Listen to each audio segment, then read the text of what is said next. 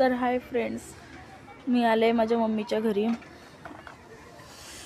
माझ्या मम्मीचं घर आहे. आम्ही लोक मतलब विदर्भाकडचे आहोत, तर आमची थोडी लँग्वेज अलग आहे. प्लीज माझ्या लँग्वेजवर कोणी हसू नका. आणि माझा मुलगा बघा खातोय, फुल एन्जॉय करतोय. आणि तिथून एक मुलगी आहे माझ्या घराकडची, ती मला बाय करते बघा, बघू शकता तुम्ही.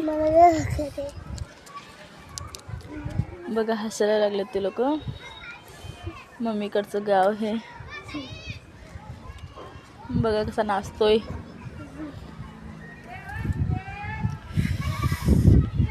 खूप भारी वातावरण आहे असं इकडचं. तर बसले होते सहज, तर म्हटलं बघूया काढून ब्लॉग का आहे, म्हणजे माहिती पण